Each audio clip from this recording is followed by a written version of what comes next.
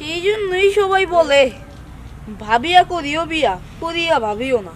তুই যদি 10 মিনিটের মধ্যে এখানে না আসবি তাহলে মোবাইলের ভিতরে ঢুকে তোকে মারবো। দেখ ভাই, তোর এক ভাই হচ্ছে সরকারি দলের নেতা, আরেক ভাই মার্ডার কেসের আসামি। আমার মাফ কর ভাই। হয়েছে কি, এক লগে কত খেলাধুলা করছি, কত বাড়ির হাঁস মুরগি চুরি করে খাইছি, লুকায়া লুকায়া ভাবি গো গোসল দেখছি। বাইরে যাবো মানে তুই না আমার বউ, আমার সামনে চেঞ্জ কর। চাচি কি চাচু রে বিয়া করছে নাকি চাচু চাচি রে বিয়া করছে ঠিক বুঝতে পারতাছি না। সত্য কইতাছি ভাবি, ভাই শহরে গিয়া কি করছে তা আমি কইতে পারি না। বিয়ের পর পুরুষ মানুষ একটু একটু পাগল হয়, এটা দোষের কিছু না। 100 বার বলবো তুই একটা গরু গরু গরু। চাচু কি করতেছ? নাচতাছি। নাচানাচি করা স্বাস্থ্যের জন্য ভালো। আমার কলেজের এক বন্ধু ফারুকের গ্রামের বাড়িতে আছি।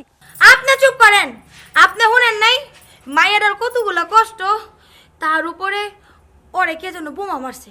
নিয়ম কইরা সেই মাইয়া মাসুদ ভাইরে 2 বেলা পিডায়।